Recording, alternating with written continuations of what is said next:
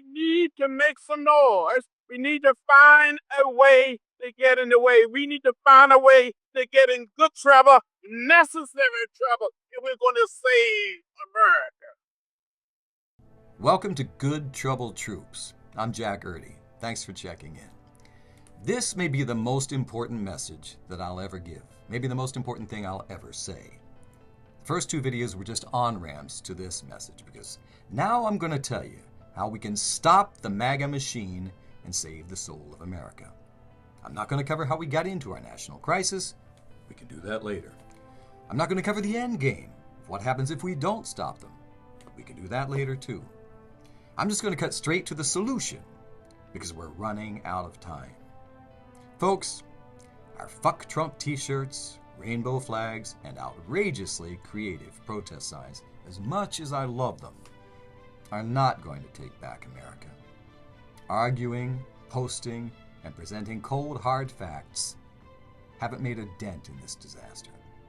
We've got to get it together, stand together, and do something so colossal that sends a message so clear that it'll be heard around the world, that it'll be felt around the world, and fundamentally shift the power at home in our favor. This is how we do it with a nationwide, industry-wide strike. A people's general strike. Not just unions, but all workers. Not just blue collar, but collars of every color.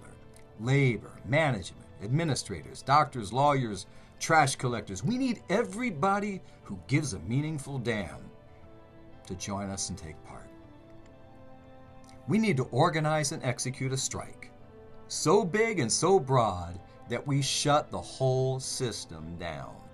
And then we keep it shut down until the powers that be understand that they're now the powers that were and beg to satisfy our demands. I'm not the first to suggest this.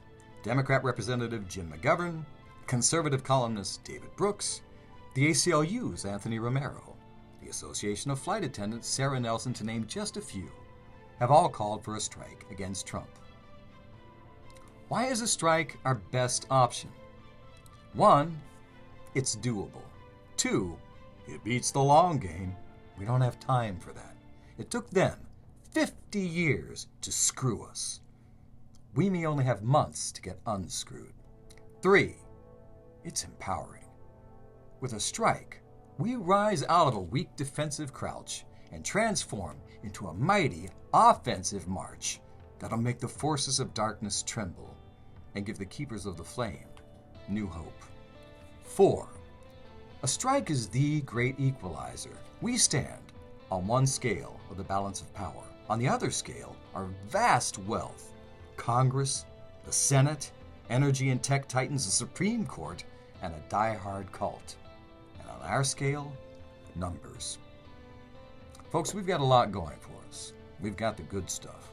We have the love for science, for logic, for math, literacy, for the facts, and for the principle that the least among us should have the same basic rights as all the rest. But our greatest resource is our numbers. We have the numbers, but we have got to make them count. And a strike's the fastest and most effective way that I can think of to disrupt the disruptors. But how can we organize a massive strike and do it quickly? A, choose a venue in every city where locals can gather and then get all those venues digitally connected. B, use that connection to hold a national day of share. Figure out the tactics, objectives, and demands.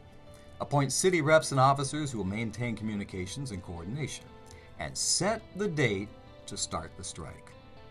C, we stand up as one and we make our demands felt until they're damned well met, without a moment of violence from our side, mind you. Now, it's mission critical that we prepare for all imaginable hurdles and outcomes, that we have strict codes of peaceful conduct, protocols, and tight messaging, and that the pieces are in place for rapid communications and coordination between all of our locations. Recently, I've been seeing random posts about a People's General Strike.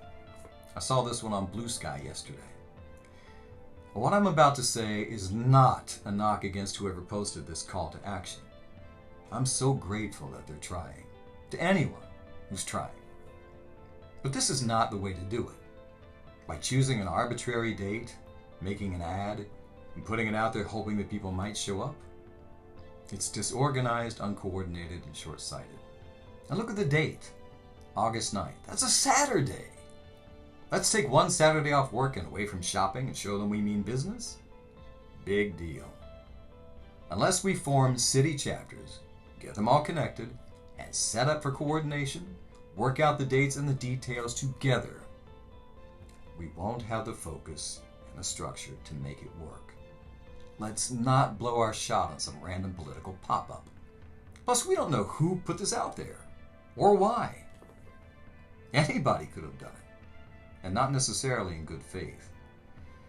During the run-up to the 2016 election, Russian operatives created hundreds of fake political Facebook and Twitter accounts, and they got people to show up in a fighting mood for a Black Lives Matter rally where there were no organizers, officers, or volunteers on the ground.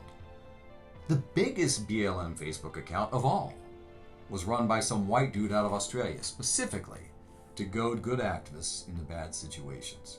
So let's be smart and do this thing together, mindfully, and not on impulse.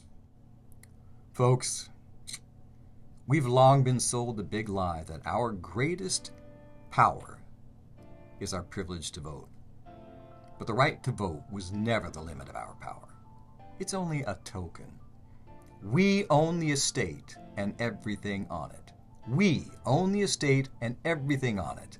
Yet we live in the doghouse and we call it democracy, that every 4 years we get to drop one anonymous note in a suggestion box outside the palace gate. The palace is, and always was, ours for the taking. We don't need anybody to come to our rescue. We don't need anybody's permission. There's no more direct path to government of the people, for the people, and by the people than for we the people to do it for ourselves. Let's do it. Let's take back America. Let's strike. I'll leave you with the words of television writer and producer David Slack. Remember sitting in history thinking, if I was alive then, I would have.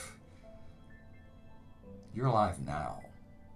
Whatever you're doing is what you would have done. No cavalry's coming, folks. We are the cavalry. It's up to us. And if not now, when? Thanks for watching. Please like, share, and subscribe.